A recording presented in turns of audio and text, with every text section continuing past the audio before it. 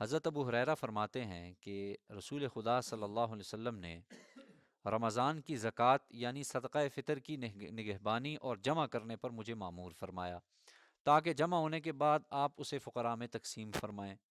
چنانچہ اس دوران ایک شخص میرے پاس آیا اور اپنے ہاتھوں سے اپنے دامن اور اپنے برتن میں غلہ بھرنا شروع کر دیا، یعنی اپنے قمیض لی اور جو جو اس کے ہاتھ میں آ رہا تھا غلہ بھر رہا تھا، میں نے اسے پکڑ لیا، یعنی چوری کے ساتھ نا، میں نے اسے پکڑ لیا اور کہا میں تجھے اللہ کے رسول کے پاس لے چلوں گا اور تجھے اس غلط حرکت کی سزا دلواؤں گا۔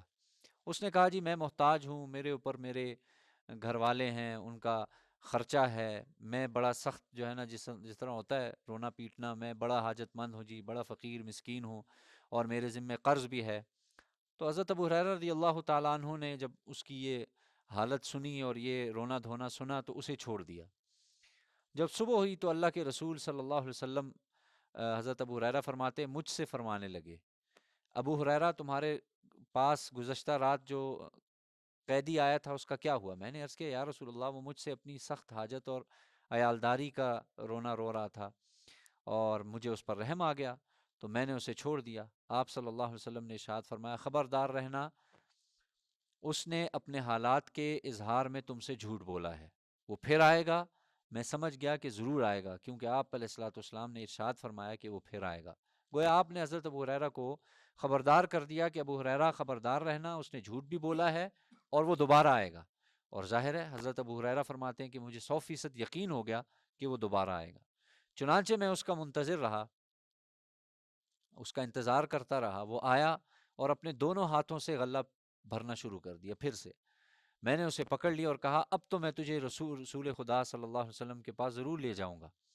اس نے کہا مجھے چھوڑ دیجئے، میں وہی ضرورت مند ہوں، میرے اوپر میرے کنبے کا نان نفقہ ہے، آئندہ میں نہیں آؤں گا۔ حضرت ابو ہریرہ فرماتے مجھے پھر اس پر رحم آیا، میں نے اسے چھوڑ دیا۔ جب صبح ہوئی تو اللہ کے رسول کی خدمت میں حاضر ہوا۔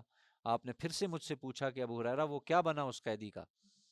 میں نے عرض کیا اللہ کے رسول میرے سامنے اپنی شدید ضرورت اور حاجت اور اپنے دکھڑا رونے لگا ہے، تو اس لیے مجھے رحم آیا اور میں نے چھوڑ دیا۔ آپ نے ارشاد فرمایا ابو ہریرہ ہوشیار رہنا، اس نے پھر اس دفعہ تم سے جھوٹ بولا ہے، وہ کل پھر آئے گا۔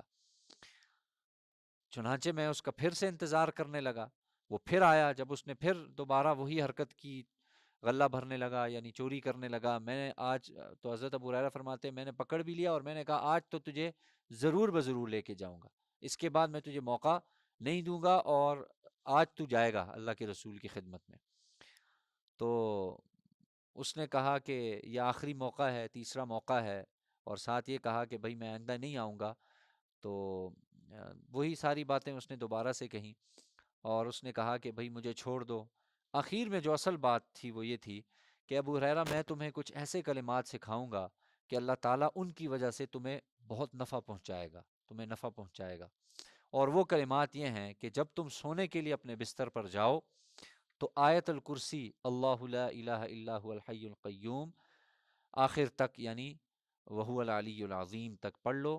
اللہ تعالیٰ کی طرف سے تمہارے ساتھ ہمیشہ ایک نگہبان فرشتہ رہا کرے گا، اور صبح تک تمہارے پاس کوئی شیطان، خواہ وہ انسان میں سے ہو، انسانوں میں سے ہو یا جنات میں سے ہو، دینی یا دنیاوی تکلیف یا اذیت تمہیں پہنچانے کے لیے نہیں آ سکے گا۔ کتنی بڑی فضیلت! ایک تو یہ کہ تمہارے ساتھ حفاظت کرنے والا فرشتہ رہے گا، نگہبان رہے گا، وہ تمہاری نگہبانی کرے گا، اور دوسرا یہ کہ تمہارے پاس کوئی شیطان نہیں آ سکے گا، یعنی چاہے وہ انسانوں میں سے ہو چاہے جنوں میں سے ہو، تمہیں تکلیف بھی نہیں پہنچا سکتا، اور نہ تمہیں دینی اعتبار سے اور دینی کے ساتھ ساتھ دنیاوی اعتبار سے بھی تمہیں کوئی نقصان نہیں پہنچائے گا۔ میں نے یہ سن کر اسے اس مرتبہ چھوڑ دیا۔